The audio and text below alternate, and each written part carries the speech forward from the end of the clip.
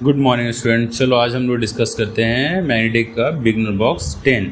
देखो ये beginner box 10 थोड़ा सा थियोरेटिकल है, इसको ध्यान से डील करते हैं। ठीक है, beginner box 10 as compare to और दूसरे टॉपिक का ये थोड़ा थियोरेटिकल है। चलो इसमें सबसे पहले हम लोग बात करते हैं कि यहाँ पे डायमैग्नेटिज्म का नेचर बोला था, ये कैसा होता है।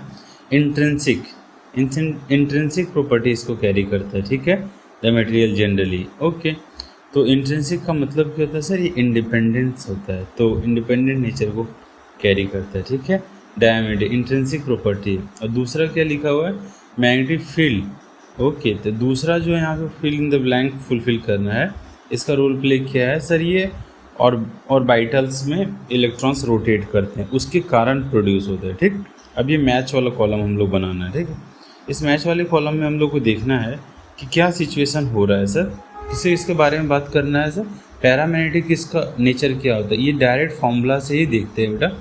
म्यू रिलेटिव कितना होता है पैरामैग्नेटिक का, ग्रेटर देन 1 होता है। ठीक है, रिलेटिव, क्योंकि साई इसका जो है ना, साई ससेप्टिबिलिटी ग्रेटर देन 0 होता है, तो 1 प्लस समथिंग ऐड बड़ा हो जाता है 1 से।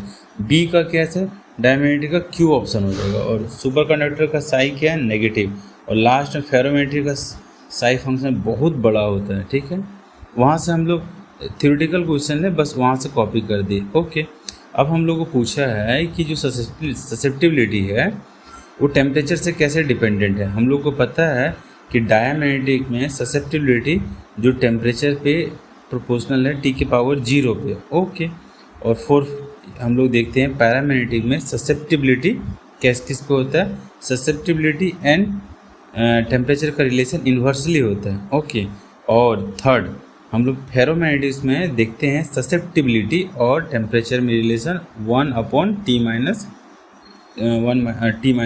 क्यूरी टेम्परेचर, ये होता है। तो इसको याद रखना है, तीनों टेम्परेचर के साथ रिलेशन। क्यूरी टेम्परेचर, आयरन का क्यूरी टेम्परेचर ये बार बार पूछता है एग्जाम में, कितना होता है आयरन का क्यूरी टेम्परेचर, मैंने क्लास में लिखवाया है। कितना होता है सर, आयरन का क्यूरी टेम्परेचर 770, और इसको हम लोग केल्विन में अगर करते हैं तो देखते हैं 770, और केल्विन में कितना होता है 1043 केल्विन, ये होता है। चलो ये है theoretical question. Question number 4, given data देखो क्या क्या दिया हुआ है sir. Number of solenoid per unit length दिया है, हाँ बेटा। एन का वैल्यू, स्मॉल एन का वैल्यू दिया है, हाँ। करंट दिया है, हाँ।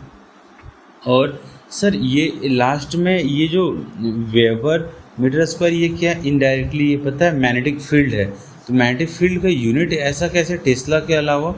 हाँ बेटा, ये क्लास में सिखाया है, मैग्नेटिक फील्ड का यूनिट हम लोग ऐसे लिख सकते हैं। ओके, हम लोग को पता है मीडियम की मैग्नेटिक फील्ड कैसे लिख सकते हैं, म्यू मीडियम की इंटू NI। याद है कहाँ से सर, सोलेनोइड का एक्सप्रेशन से उठाया। अच्छा, तो मीडियम के मैग्नेटिक फील्ड दिया हुआ है mu naught sir, mu medium का हम लोग को निकालना है। इसको म्यू मीडियम को हम लोग ऐसे लिख सकते हैं, म्यू रिलेटिव भी म्यू नॉट में सर इसका रिलेशन से। हाँ, अब यहाँ पे टर्म्स आ जाएगा, डिवाइड कर दो, तो यहाँ से कितना आ जा रहा है, तो यहाँ से म्यू रिलेटिव निकालना था 4π समथिंग, ऐसे कैलकुलेशन कर लो, और यहाँ से कैलकुलेशन 4π × 10⁴ और ये कट जाएगा, और सर इसका कैलकुलेशन करके आएगा 10⁻⁻, 10 ऊपर में प्लस नीचे का डेटा जाएगा तो 10⁻³ आ जाएगा। ओके, तो अगर ये 10⁻³ यहाँ पे जाने पे कितना आ रहा है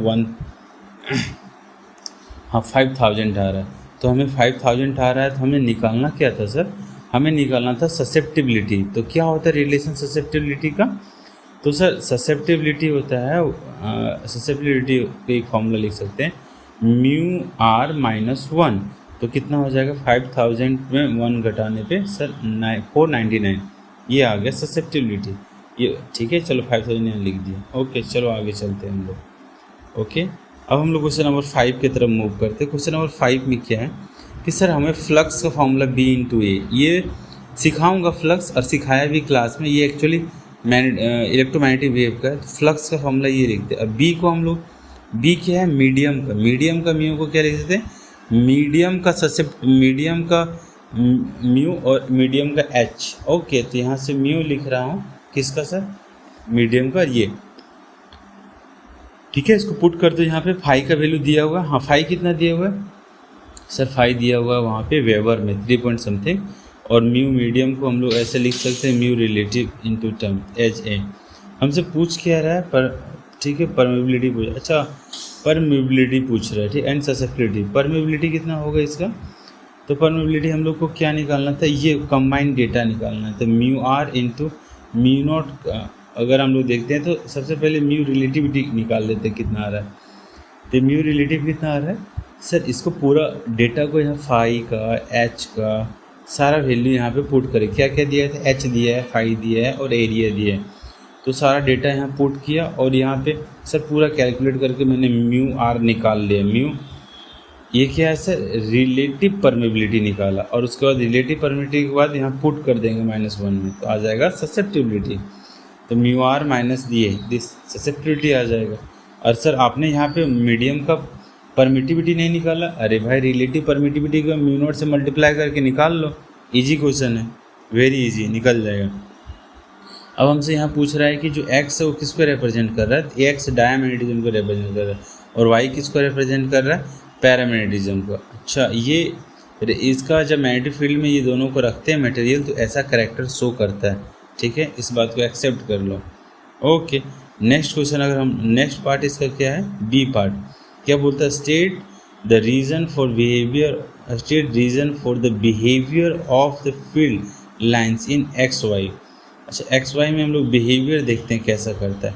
तो देखो हम लोग इसको स्टेटमेंट लिख देते हैं, ठीक है, थोड़ा सा, वैसे हाथ बहुत फिसलता है इसमें, फिर भी लिख रहा हूँ, ठीक है, ठीक है। Magnetic permeability, okay, magnetic permeability of material,